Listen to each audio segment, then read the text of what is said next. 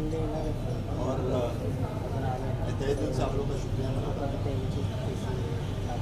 ये जो टीम जब हम लोग जब गए थे 96 में, it was underdog, nobody knew that we'll win the trophy like Kapil Dev team. And Sarkar ji, Sarkar Taku, who was the opponent for Haryana, he did an excellent job with the boys for months together, and he trained them hard and very hard and brought them to this level. As far as this event is concerned, because these boys, when they won the World Cup that time, the social media and all this thing, it was not there, and they didn't got that much money also, to be frank. That time the Prime Minister, he called for the breakfast, that's all. They were not given anything. So I thought, after 30 years, to bring them in the front of the world, so that इनके जो बच्चे हैं, जो अभी बड़े हुए हैं, वो देखेंगे कि मेरे फादर ने क्या किया, and what he brought that glory to this country. Their parents, they will also now देखेंगे कि वो जो 30 साल पहले हुआ था. So for them it will be a new life for the kids when they will go to the places and all this thing. Yeah, they are their son, daughter, they are their parents.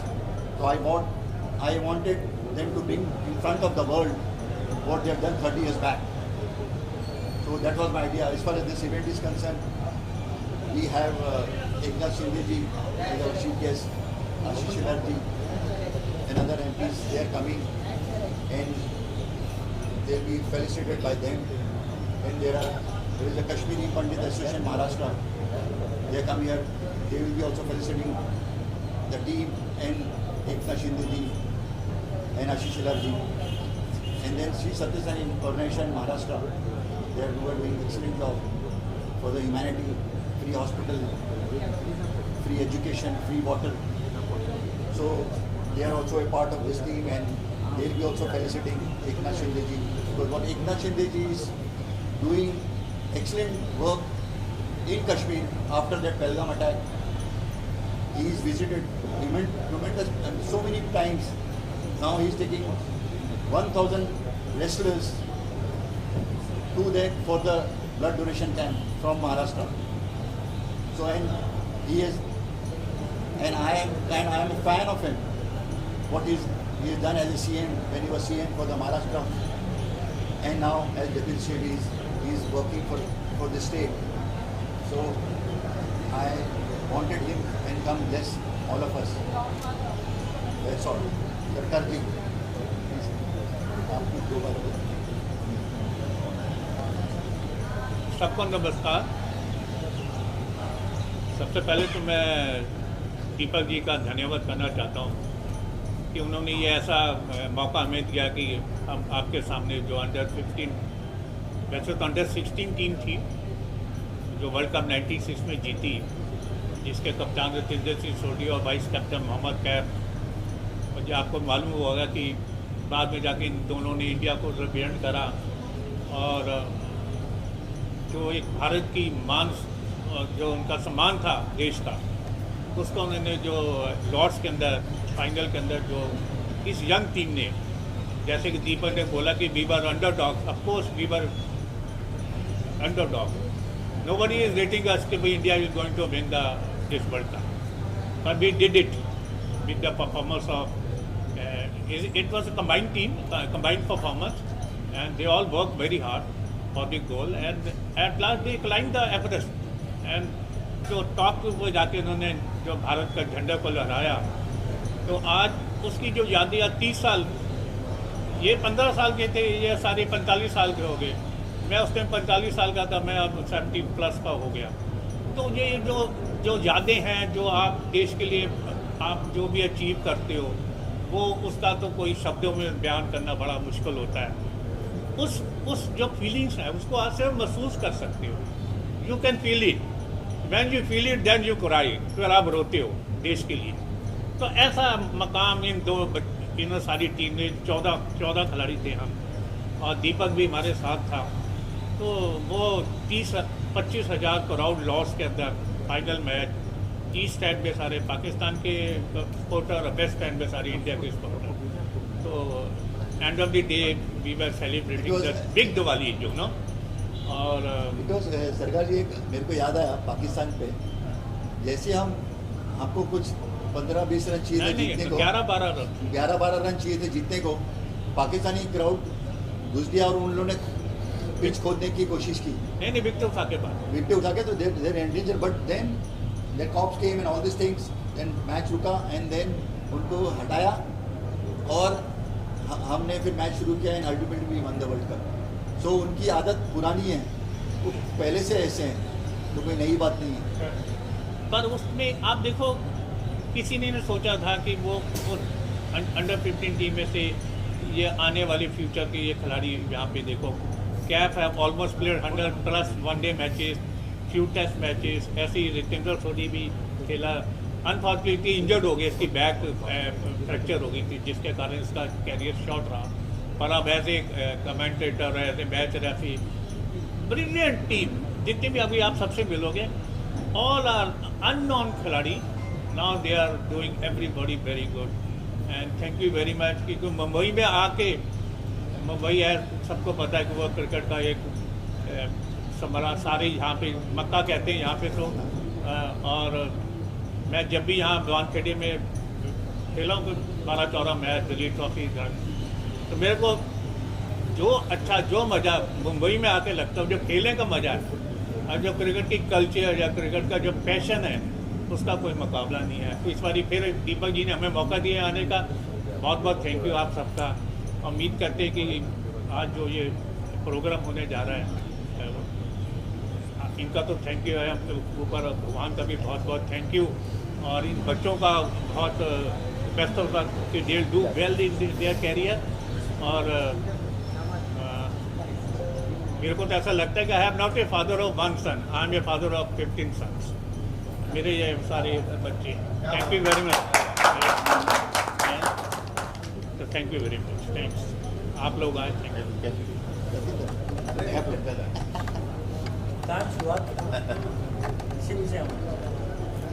First of all Deepak भाई का बहुत शुक्रिया, क्योंकि ये movement आज सच में ऐसा लग रहा है कि हम 30 साल वापस चले गए हैं। तब भी हम जब जीते थे ब्लेजर में थे, ऐसे तैयार होके हम वाया दुबई वापस इंडिया पहुंचे, और जो वेलकम वहाँ पे हुआ जब पूरा इंडिया का मीडिया दिल्ली एयरपोर्ट पे था, I think that was massive, that was like dream come true. और जैसे अभी हमने सफ़र की बात की, वहाँ पे वर्ल्ड कप हम जीतना चाहते थे, लेकिन कोई हमें वहाँ पे फेवरेट नहीं वहाँ पे आंक रहा था। लेकिन जैसे जैसे सफ़र चलता रहा, जैसे जैसे परफॉर्मेंस हुई, सब लड़कों ने ज़बरदस्त परफॉर्मेंस दी। अगर हम भुवन की बात करें, भुवन हरबोला, जिन्होंने हमें साउथ अफ्रीका के खिलाफ एक फंसा हुआ मैच जिताया सेमीफाइनल में। ईशान गंडा ने इंग्लैंड के अगेंस्ट छक्का लगाया, जहाँ पे हम हार के दरवाजे पे खड़े थे। और मोहम्मद कैफ जो उस टूर्नामेंट में आउट ही नहीं हुए, इतनी ज़बरदस्त बल्लेबाजी की। I think it was combined team effort. Vivek Mahajan ने जो बल्लेबाजी की फाइनल में, और रवनीत रिक्की की जो उनका जो योगदान था, गुजारिंदर चहल ने जो बॉलिंग की, राकेश रमन, तो आई think it was combined team effort. और जो पाकिस्तान के मैच की हम बात कर रहे हैं, 230 रन हमने करने थे, बड़ा प्रेशर था। उनकी टीम में कामरान अकमल थे, शोएब मलिक, वाजिद खान, हसन राजा, इमरान कादिर, अब्दुल कादिर के बेटे, तो ज़बरदस्त टीम थी उनकी। तो हम फेवरेट नहीं थे वहाँ पे, लेकिन जैसे शाम हुई, हमें 7 रन जीतने को चाहिए थे, 6 हमारे आउट हो गए थे।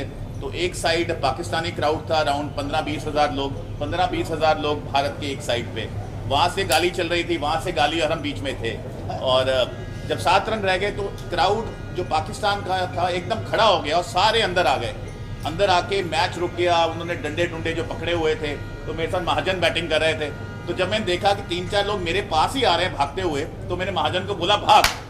तो जब वहाँ बाहर आए, मैच रुक गया, और आधे घंटे में लंदन की तमाम पुलिस लॉर्ड्स में आ गई, क्योंकि उनको लगा कि बच्चों का मैच है।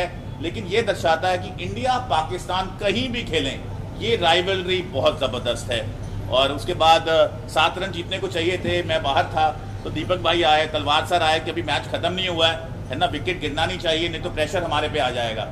लेकिन खुदा उस दिन वाहिगुरु सच्चे पातशाह सब हमारे साथ थे और हम वर्ल्ड कप जीते। और वो लम्हे आज we are in Mumbai to relive it and this is something nostalgic.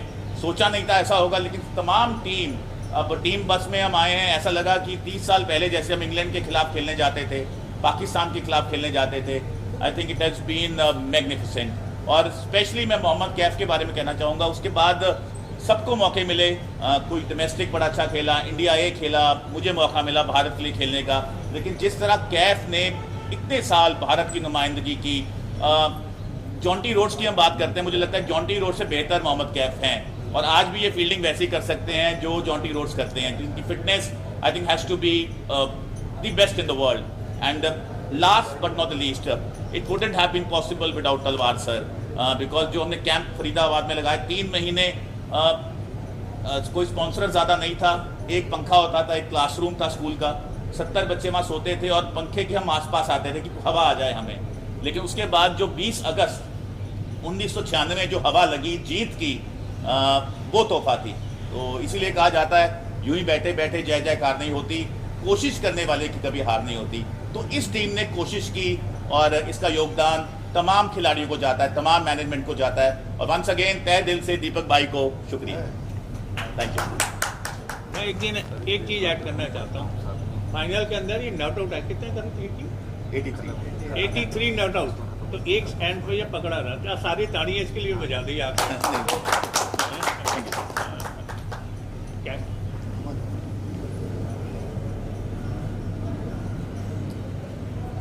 Mohammad Kaif कैसे बने, मैं अपनी अगर मैं कहानी बताऊं जीवन की, उसका जो बुनियाद था वो था अंडर 15 वर्ल्ड कप जो हम जीते।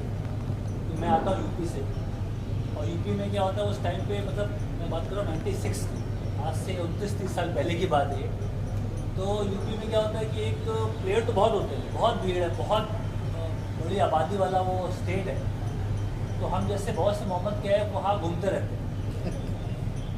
अगर वो प्लेटफॉर्म मुझे ना मिलता और मैं वो टूर्नामेंट खेलने नहीं जाता और वहाँ हम ना जीतते, तो और जो मीडिया में उसका जो नाम आया, पाकिस्तान को हमें लॉर्ड्स पे हराया, वो सब अगर वारदात या कहानियाँ ना आती तो फिर मुझे स्टेट टीम में वो मेरा नंबर नहीं लगता।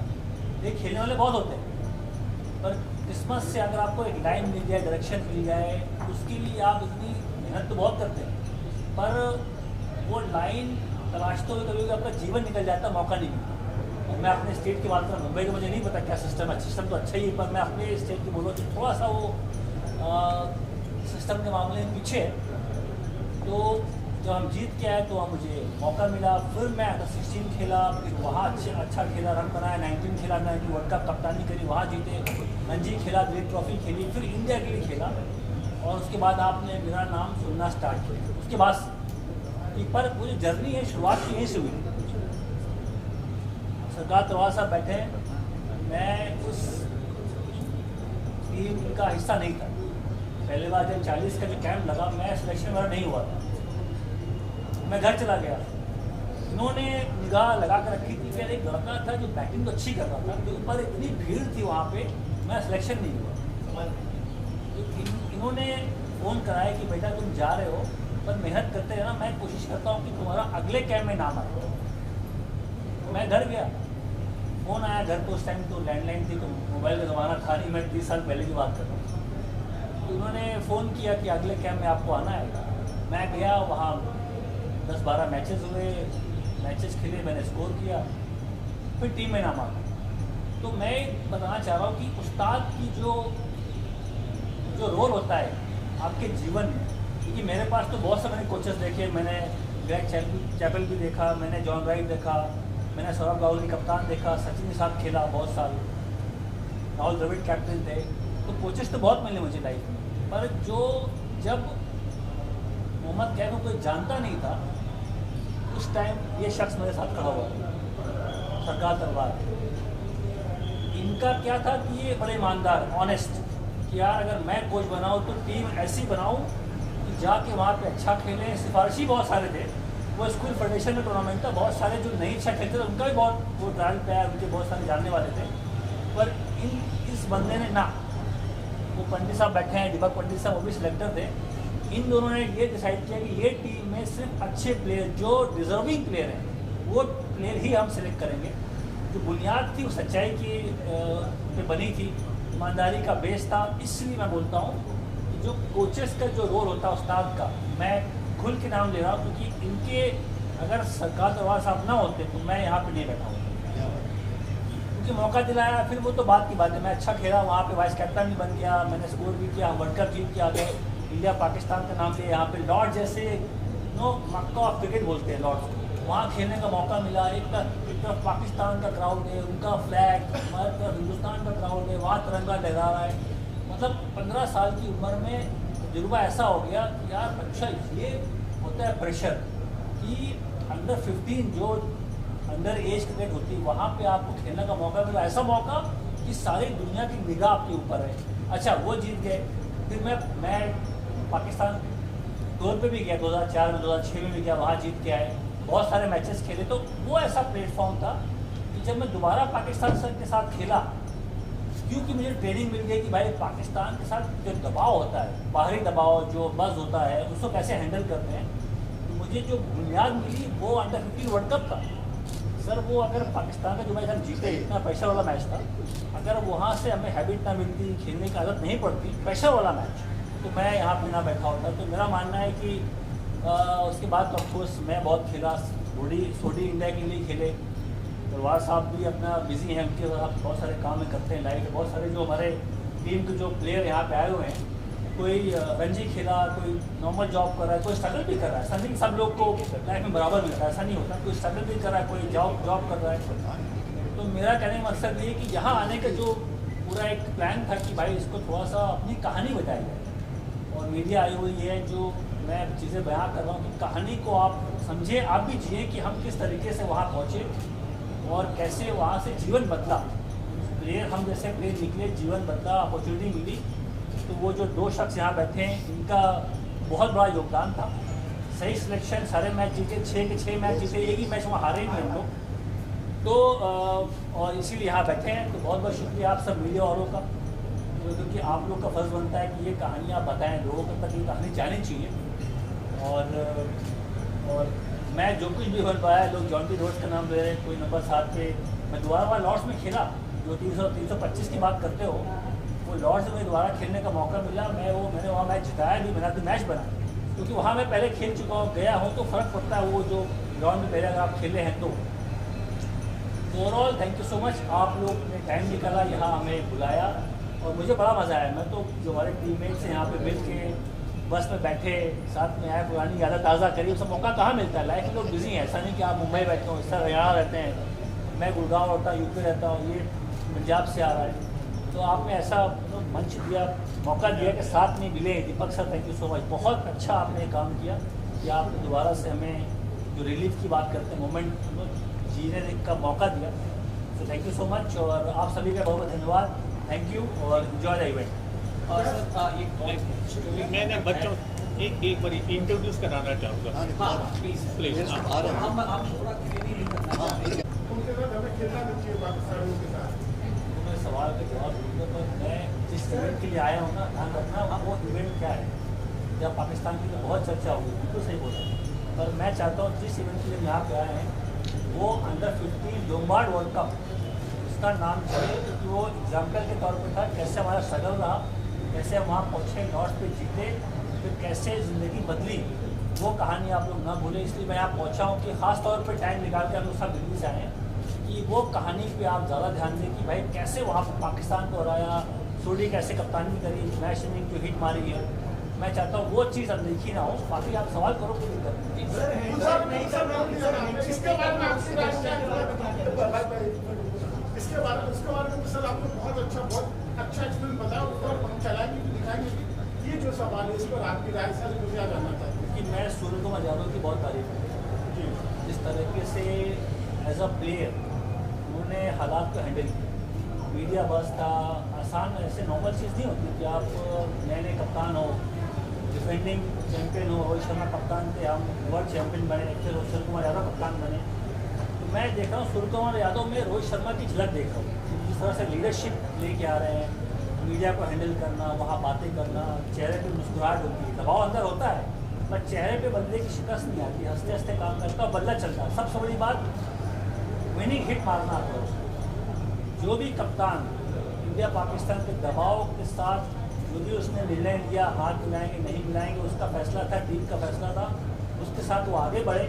उसके बाद उनका बल्ला चला, मैच जिताया। ये बहुत बड़ा संकेत है। मैं देख रहा हूँ भारत का भविष्य बहुत उज्जवल है। सूर्यकुमार यादव द लीडर अभी इनकी शुरुआत है हालांकि, और मुझे लगता है कि जो उन्होंने अभी फैसला लिया, काम किया, ये एक ट्रेंड सेट भी कर रहा है कि आगे हमें हिंदुस्तान कैसे खेलेगा इंडिया पाकिस्तान। कैप सर, हाथ नहीं मिलाने के ऊपर जिस तरीके से पाकिस्तान की तरफ से कहा गया था कि रेफरी को हटाने की मांग की थी, अभी आईसीसी ने जो है वो रेफरी को हटाने की मांग खारिज की है और वही पाकिस्तान की तरफ से कहना है कि यूएई के साथ जो अगला मैच है वो हम मैदान में नहीं उतरेंगे। पाकिस्तान क्या करना चाहता है वो तो उनका निर्णय है, पर मुझे ऐसा लगता है कि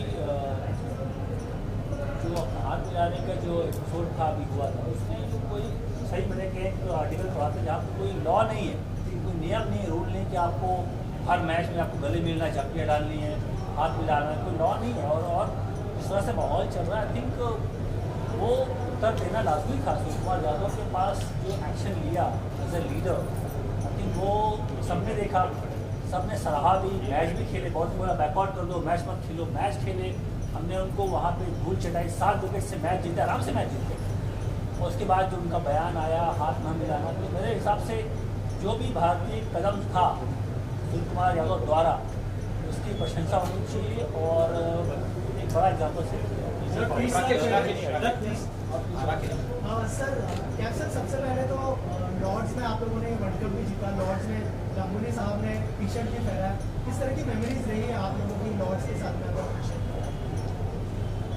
सर भी सवाल जवाब देंगे ना, मैं थोड़ी देर जवाब सर आप क्या गोल्डन मेमोरीज हैं जो आप लॉर्ड्स की जो टीम ने वहाँ परफॉर्म करा, एक तो बहुत प्रेशर था। आपको जान के खुशी भी होगी, हैरान भी होगी कि आदिलीय शरद पवार जी वहाँ पे आए हुए थे और वो हमारे ड्रेसिंग रूम में किसी तरह आए। जो हमारे मैनेजर थे जो इंडियन टीम के, वो यहीं के IAS अफसर थे महाराष्ट्र के, शायद मिस्टर देश पांडे। तो वो भी वहाँ पे ड्रेसिंग रूम में बैठे रहे 6 घंटे फिंगर क्रॉस करके। मतलब ऐसा एक पैशन था। और इन यंग बच्चों ने जो परफॉर्मेंस दी है वहाँ पे, चेतन शर्मा भी काफ़ी, पाकिस्तान की तो मेन टीम टूर कर रही थी, वो सारे वहीं थे, जावेद भी है सारे। तो they have a big sport, सारे इंडिया की भी स्पोर्ट बहुत थी। पर असली खेल तो ग्राउंड के अंदर था, मैच के अंदर था। जो इन्होंने रतिंदर सोडी ने बैटिंग करी और बाकी ने सपोर्ट करा, वो amazing. He was standing like a rock, you know. इतने प्रेशर के अंदर आपको परफॉर्म करना इज नॉट ईजी। बड़े बड़े लोग मैंने देखा जीवन के अंदर क्रैक कर जाते हैं। तो ये एक वहाँ की एक ब्यूटी थी उस सारी टीम की कि मैंने इनको एक रात पहले कहा था कि भाई लोग तो काले पानी के अंदर देश के लिए चले जाते हैं, अगर आप में से कोई वहाँ गया है? बच्चों ने कहा कि हम नहीं गए। तो मैंने कहा देखो आप लाइव मैच था स्काई टीवी पे, मैं कहा इस उम्र के अंदर आपको देश खेलने का मौका मिल रहा है, ये बड़ा भारी एक अचीवमेंट होती है, हर देश को रिप्रेजेंट कर रहा है। तो आज इसको सपने को पूरा कर दो।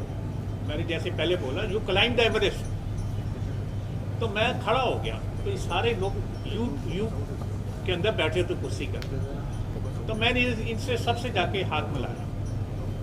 तो जब मैं आके बैठा, मैंने देश पांडे साहब को कहा, मैंने कहा देश पांडे जी हम वर्ल्ड कप जीत गए। वो कहते वो कैसे? मैंने कहा जब मैंने इनसे हाथ मिलाया, इनके हाथ सख्त थे और they were seeing eyes to eyes कि we are going to do it sir, and they did it. ये एक जो एक अचीवमेंट थी, मैंने बोला कि ऐसी अचीवमेंट थी जिसको डिस्क्राइब नहीं किया जा सकता, उसको महसूस करना पड़ता। तो हमने महसूस करा और सारे ये लोग रोए वहाँ they weep like a child, celebrated celebration पे तो दे नॉट।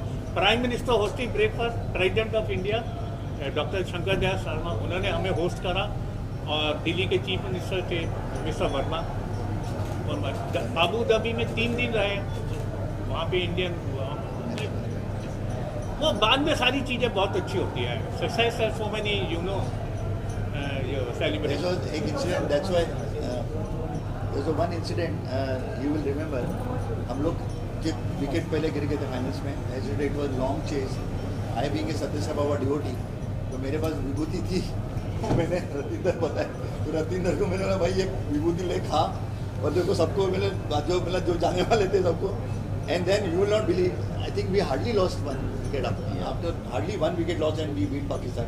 तो बिकॉज सत्य बाबा का जो कॉन्ट्रीब्यूशन है, Sachin Tendulkar, Sunil Gavaskar, VVS Laxman, Rahul Dravid, I think you must be aware, so this world cup लाने में भी सत्य बाबा का काफ़ी हाथ है, so I just wanted to tell you this.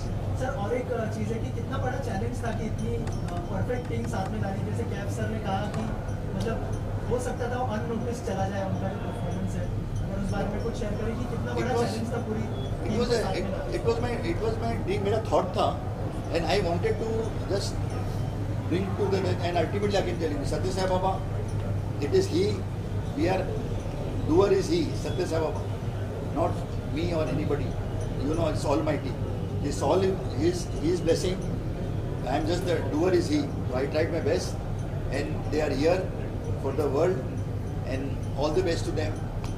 Deepika ji, Deepika ji, Deepika या मोहम्मद सर आपसे सवाल है।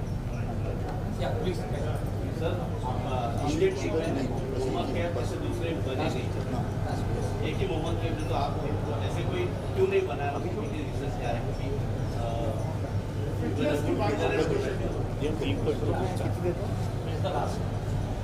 ये नहीं अच्छे फील्डर्स आए, ऐसी बात, विराट कोहली बहुत शानदार फील्डर है, जडेजा बहुत सुंदर फील्डर है, पर आई थिंक हमारे ज़माने में क्या था, थोड़ा हमें ट्रेनिंग करने का टाइम मिलता था, जैसे कंडीशन कैंप जो होती है या ऑफ सीजन जो होता है।